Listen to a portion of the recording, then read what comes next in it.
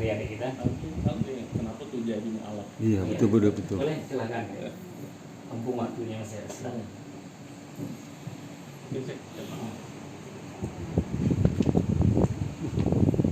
Bismillahirrahmanirrahim. Assalamualaikum warahmatullahi wabarakatuh. Perkenalkan, nama saya Aisyah Badal Syarif, biasa dipanggil Ice. Saya sekarang kelas 2 SMA. Di mana?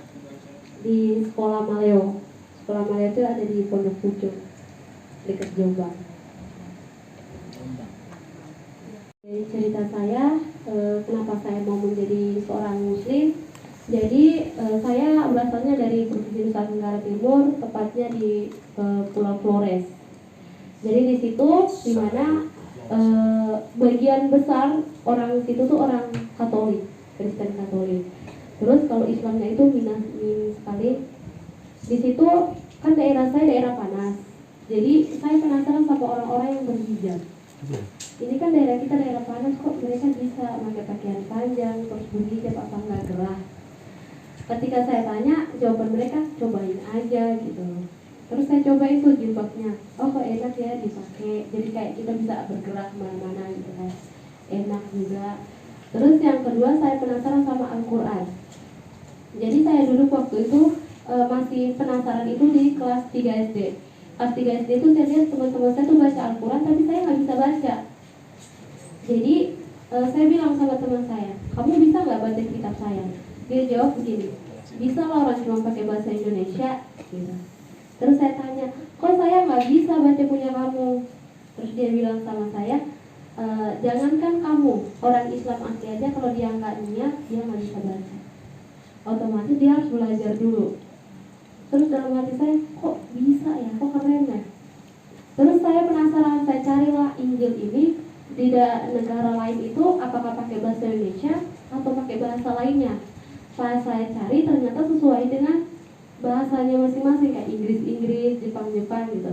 Terus saya cari lagi nih Al-Quran ini bahasanya kayak gini apa beda-beda. Pas saya cari ternyata bahasa Arabnya itu sama, yang bedain hanya artinya. Artinya tuh pakai bahasanya masing-masing, tapi Arabnya tetap sama. Kok bisa? Saya datanglah sama Ustadz. Saya bilang, Ustadz, bedanya Injil sama Al-Quran itu apa? Injil itu diturunkan sebelum Al-Quran diturunkan kepada Nabi Isa. Al-Quran itu diturunkan kepada Nabi Muhammad untuk menyempurnakan kitab-kitab sebelumnya. Di situ saya berpikir bahwasanya kalau misalnya Al-Quran itu untuk menyempurnakan kitab-kitab sebelumnya, berarti si Injil ini belum sempurna. Akhirnya makin penasaran saya, terus saya lihat ada teman saya sholat. Kita main gitu di samping masjid, kampung tetangga, karena di kampung saya nggak ada masjid, emang orangnya Kristen semua, Kristen Katolik. Terus pas azan dia bilang gini, ayo kita sholat. Dia sebentar, kata saya.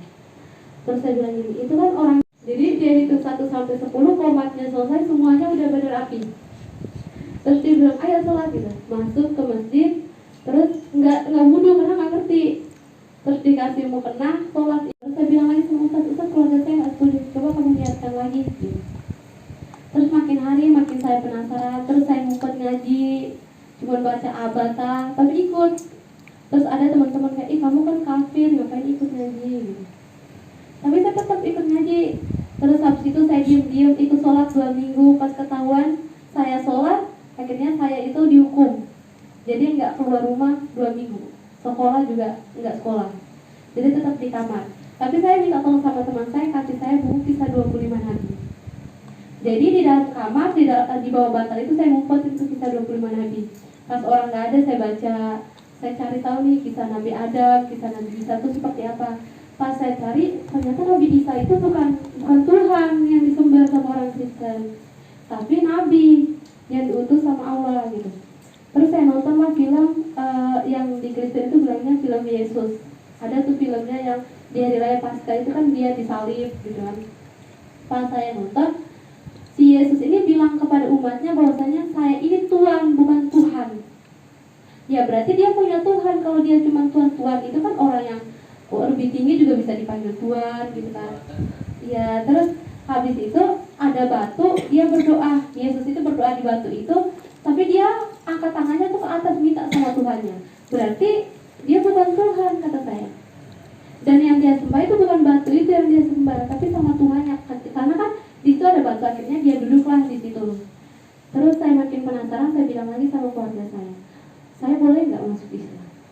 Kata keluarga saya, kalau mau masuk Islam urus diri sendiri, nggak ada lagi diurus sama keluarga, biaya hidup sendiri, sekolah sendiri.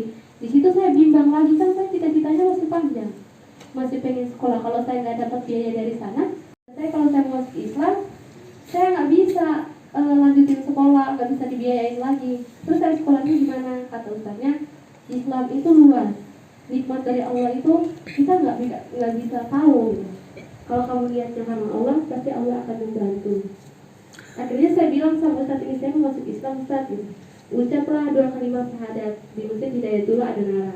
Tidaknya karena merasuk anak orang gitu yang masuk Islam, karena bukan anaknya. Karena saya takut Ustaz ini masuk penjara, akhirnya saya nggak jadi ucap. Pas kenaikan kelas 5, saya bilang, Ustaz saya mau ucap. Tapi kata Ustaz, nggak apa-apa, apapun resiko dari keluarga, saya akan menanggungnya. Pas saya ucap 2 kalimat syahadat, sudah ucap, polisinya datang lagi. Saya bilang sama polisinya, Pak, yang menentukan hidup saya ke depan itu saya sendiri. Kalau Bapak masih mempertahankan saya, tapi keyakinan saya nggak diketahui, sama aja saya membohongi Tuhan saya sendiri. Jadi, biarkan saya menjalani kehidupan saya dengan kepercayaan saya. Gitu. Akhirnya polisi ini nggak mau ikut campur. Saya ucap 2 kalimat syahadat, terus saya jadinya nggak dibiayain dari keluarga lagi. Dikeluarkan, habis itu saya sendiri tuh di situ. Saya bilang, ini mau kemana ya kira-kira? Akhirnya saya kabur dari NTT. Waktu itu saya izin sama mama saya, Mak, saya boleh nggak pergi dari sini? Kata mama, kamu baru masuk Islam aja tuh masih belum dimaafkan, masa udah pergi aja? Karena mama saya nggak mau, akhirnya saya kabur ke pelabuhan kapal Sarantuka. Sampai di sana saya punya duit hanya cuma beli tiket. Saya beli tiket, saya jalan masuk kapal, ada abang-abang. Abang-abang ini dulu dia di pondok pesantren Abisari Piatungku. Dia bilang, mau kemana gitu. Dia saya kecil sekali. Saya bilang, saya mau kemana? Saya mau ke Jakarta beli tiketnya. Kemana aja yang penting saya mau belajar ilmu agama. Udah ikut saya katanya. Saya ikut beliau ini, di dalam kapal dia ajarin pakai jilbab, dia ajarin baca Quran, dia ajarin doa-doa. Udah tahu nih. Pohon, air laut. Saya lagi rekam cerita. Sampai di rumah Abi itu benar-benar nggak pakai apa-apa, cuma baju di badan. Jadi pas banget waktu itu Abi nggak kenal. Istrinya Abi, Umi juga kita nggak kenal. Masa dia bisa membiayai kita gitu? Apa bisa? Ternyata Allah itu punya niat baik ketemuin Ise sama Umi Abi. Nama Ise itu sebelumnya bukan Ise tapi Nona karena orang Timur. Terus ada Marianya karena orang Kristen. Jadi nama Ise itu dikasih sama Abi. Panggilannya Ise. Terus besoknya itu Abi datang sama Umi, sama anak-anak santri lainnya. Itu kita pada ketakutan kan, ini kita bisa nggak ya diurus sama orang lain, orang yang nggak dikenal, bahkan saudara juga enggak, aliran darah satupun enggak gitu. Di situ Ise tinggal sama Abi yang daftarin Ise sekolah SD, terus SMP, dan sekarang tuh udah sampai SMA. Jadi Ise pikir bahwasanya kok ada orang lain tapi baiknya kayak gini, kok keluarga enggak gitu.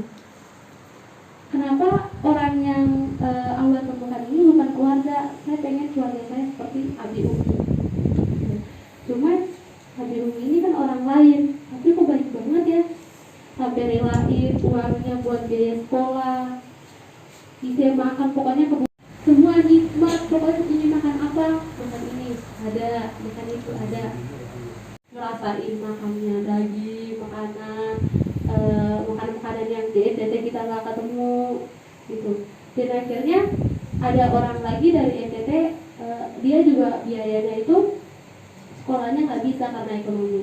Terus dia bilang sama Umi, gimana kalau orang-orang ini masuk sini? Dan Umi Abi pun mau. Jadi di orang NTT di pondok itu lumayan karena Umi Abi mau orang-orang sekolah di situ dan biaya sekolah sampai kakak kuliah juga. Itu aja yang saya sampaikan. Kurang lebih mohon maaf. Wassalamualaikum warahmatullahi wabarakatuh. Waalaikumsalam.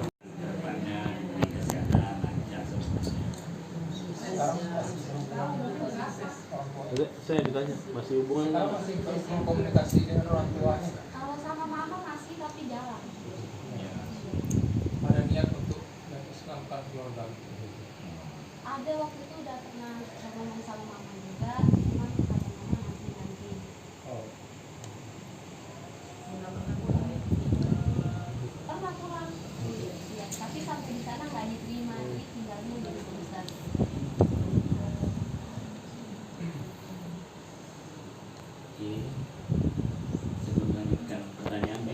mungkin teman-teman yang mau bertanya. Ustaz, kalau tadi dijelaskan amal jariah itu kan mengalir terus dalam agama. Apakah itu juga sama dengan dosa yang kita akibatkan dari perbuatan Dosa jariah, ya. Dosa jariah. Islam. Apakah ada juga dosa jariah? Nah, Ibu apa yang dimuliakan Allah Subhanahu wa taala, ketika Nabi Adam alaihissalam terusir cucu cicitnya, ternyata Islam tidak. Itu dosa Adam dan Hawa, tanggunglah berdua. Allah usir dari surga turun ke dunia, tapi langsung taubat. Kita membangun satu tempat maksiat umpamanya, kita sudah bangun 1, 2, 3 tempat di mana. Selama kita tidak tobat, itu menjadi dosa jariah. Tetapi ketika momentum akhir perjalanan hidup kita bertobat, ya Allah, ampun atas segala dosa, salah, perbuatan, tingkah laku, Allah langsung membersihkan dosa kita. Jadi tidak ada dosa jariah ini. Syaratnya apa? Taubat. Jadi kehidupan kita itu pasti berbuat dosa. Yang belum pasti adalah kita diizinkan taubat atau tidak. Maka agama kita mengajarkan ketika bersalah, taubat. Salah lagi Pak Ustaz, ya taubat lagi. Besok dosa lagi, ya taubat lagi. Berulang kali, 1000, 2000 kali dosa itu diperbuat, itulah manusia.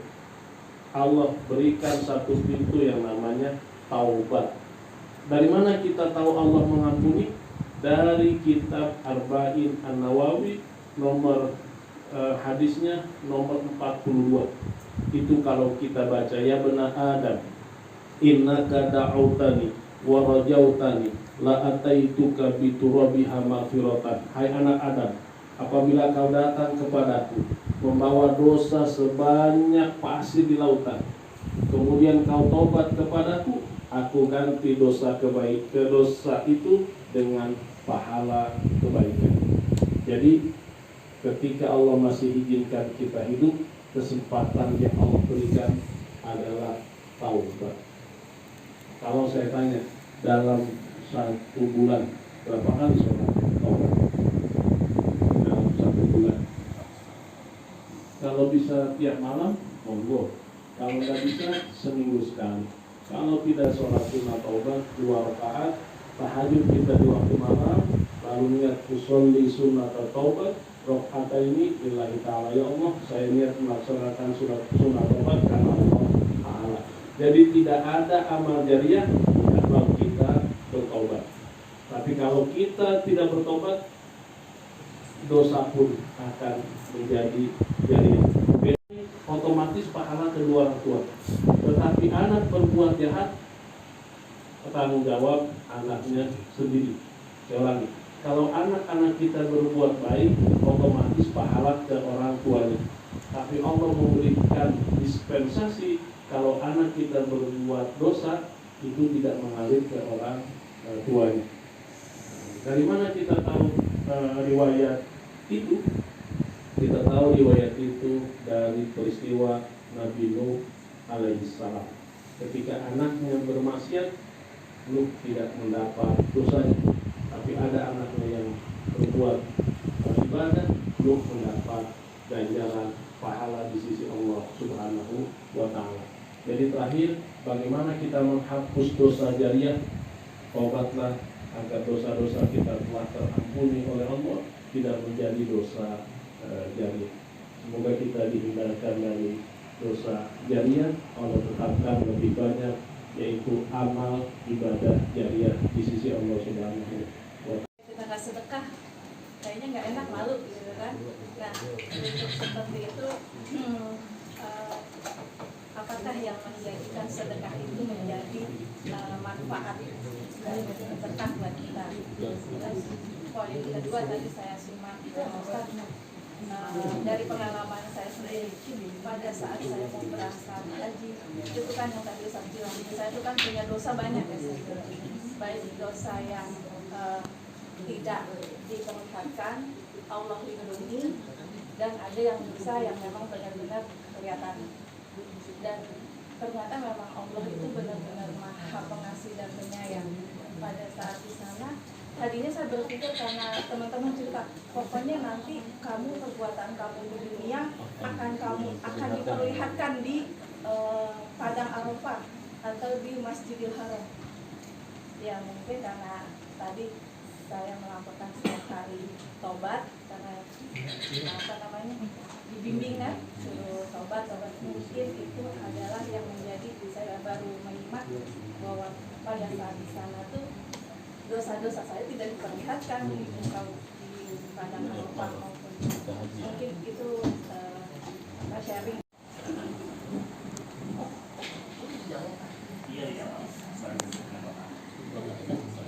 Bismillah. Tahun 97 saya berangkat ke Mesir, Oktober.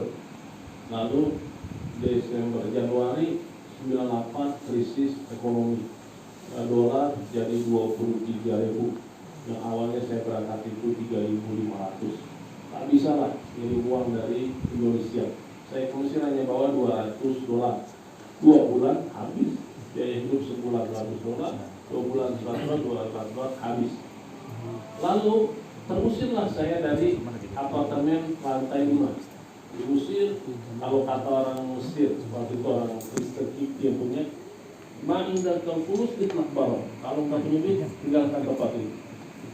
Turun dari lantai 5, ada kawan Indonesia di bawah, udah tinggal bareng aja. Tinggal bareng, satu apartemen di lantai bawah itu saya 10 orang. Gabung sama kawan-kawan dari Riau. Bulan berikutnya rumahnya sama, yang di lantai 5 juga. Lantai 5 di daerah namanya Madinah Nasr, satu rumah itu 20 orang. Numpuk semua itu. Kan kalau apartemen cuma 2 kamar, 2 kita. Senyum kita pun sedekah. Wa iman tatul ada anitori sedekah.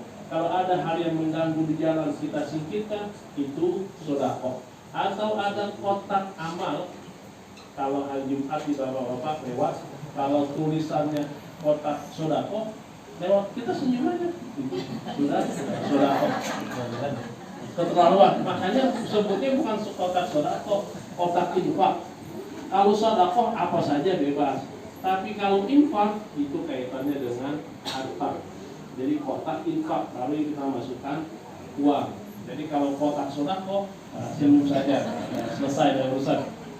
Jadi kalau ada takmir mati di sini, kotak sodakonya berubah tulisannya, kotak infak. Jangan pantesan kalau hari Jumat cuma senyum aja, itu kotaknya kotak sodako. Ibu apa yang dimuliakan Allah Subhanahu Wa Taala, alhamdulillah hari ini kita dalam kebersamaan. Semoga hadirnya kita, silaturahmi kita membawa keberkahan dari Allah Subhanahu Wa Taala. Apabila ada yang sakit, Allah angkat penyakitnya. Apabila ada yang berhajat, Allah kabulkan hajatnya. Apabila ada yang berkeinginan, Allah kabulkan keinginannya. Apabila ada sesuatu yang menjadi prioritasnya, semoga Allah kabulkan dalam perjalanan kehidupan ini. Allah satukan kita di dunia ini dan Allah kumpulkan kita nanti di dalam surga Allah Subhanahu Wa Taala. Bismillahirrahmanirrahim. Alhamdulillahirabbil alamin. Untuk bekal kita. Untuk acara ini kita akhiri dengan Assalamualaikum warahmatullahi wabarakatuh. Selanjutnya kita sholat dulu. Habis sholat nanti kita menikmati makanan yang banyak nih hari ini, berlimpah. Amin. Masih bisa makan sama kita? Sholat? Masih sholat. Makan saya. Sholat depan. Salam. Yang kerajaan masjid dalam jamaah, walaupun bertugas, ini lewat jam dulu.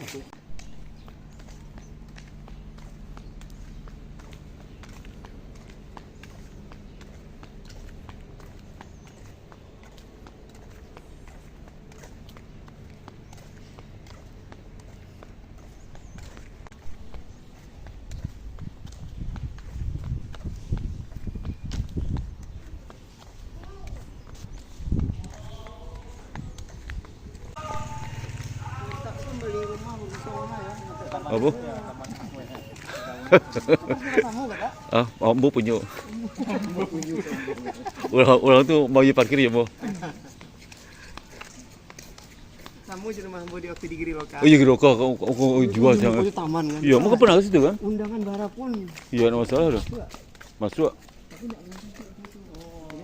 Jual murah loh, 30 juta. Oh, sudah ambil.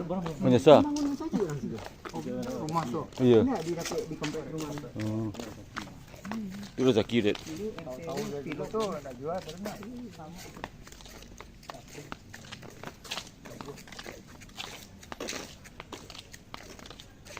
Situ kamu sate tadi ya. Hah? Tadi. Iya. Makan dek, Zul. Makan.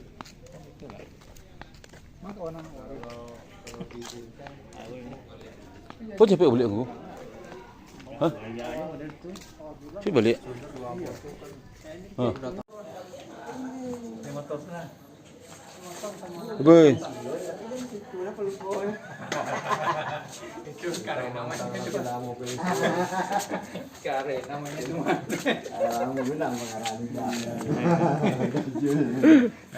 Di mana di kamar mandi, Jul? Di Tampai Udu. Enggak, sampai sholat.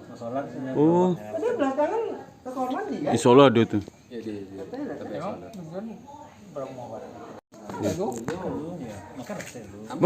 Makan. Hah? Cucu ambo tuh kalau kabar dia aja tuh. Iya. Bagani. Cucu kan dari Depok. Saat Bali mau tahu dia penangnya baru. Mau ke Bali kan kata Pak Zulmi itu, Koyotonya.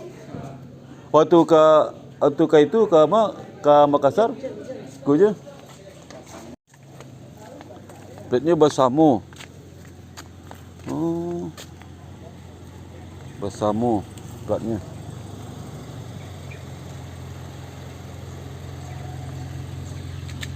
Boleh kalau ada si kotak Zul? Cari Hah? tomato dulu. Ada si kotak boleh tuan? Ya lah. InsyaAllah ada Zul, insyaAllah ada. Kita tinggal musaji. Oh, itu sholat tadi. Iya, sholat ni. Urusan. Ya Zul. Nah, itu buku. Kau makan dah? Si Omar itu adu-adu.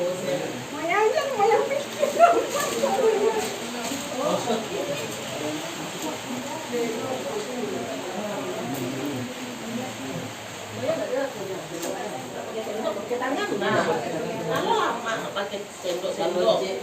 Ya Allah. Sendok besar, oh iya. Mas Siti ya? Udah, Pik. Udah dulu acara jelek. Kadayana.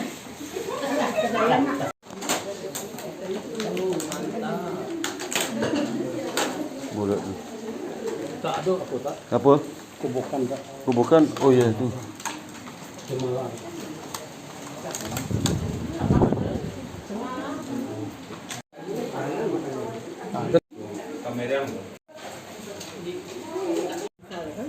Enggak, alhamdulillah.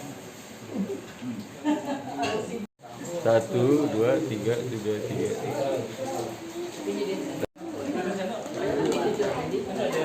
Kau sudah dalamnya? Ada sudah dalamnya lain? Masih Tik. Tik. Masih. Surat Wik. Hah?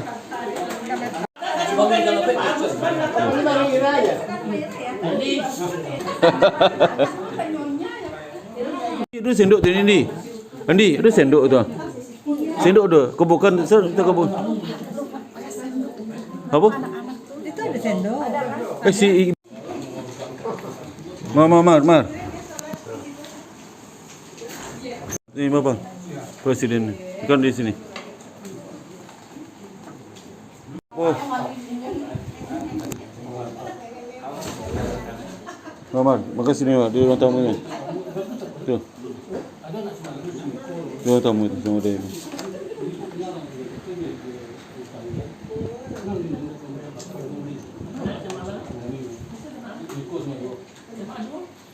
Pun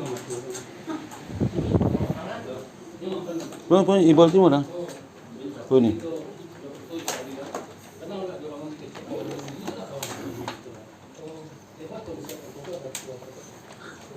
Udah makan dulu. Hah? Bakal makan ikut. Habis mau jalan ya?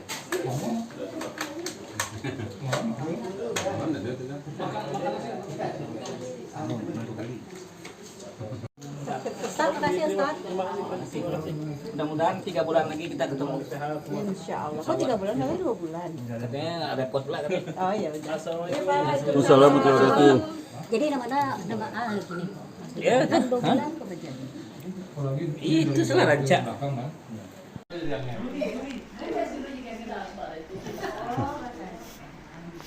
Kadang aku dia jadi anger tu. Tak kadang aku ya. Kamu nonton tu aku jadi anger tu. Pas dipanggil kan, jadi apa ya, jadi apa ya. Kulit tinggi jangan jadi anger. Orang yang ini Panik itu. kacau PLN. Yang dia. Kamu di muka kamu. Palingnya. Apa? Adi yang lah. Misalnya gua kado masih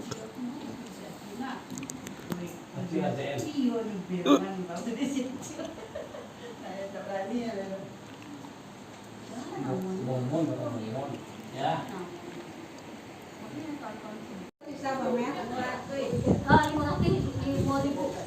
Pakai 5.000, 500, 5.000 infak sedekah kawan-kawan. Nah itu rencanakan untuk pengajian besarnya.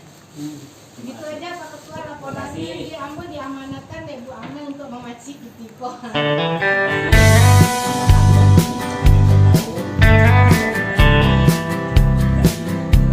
Alhamdulillah.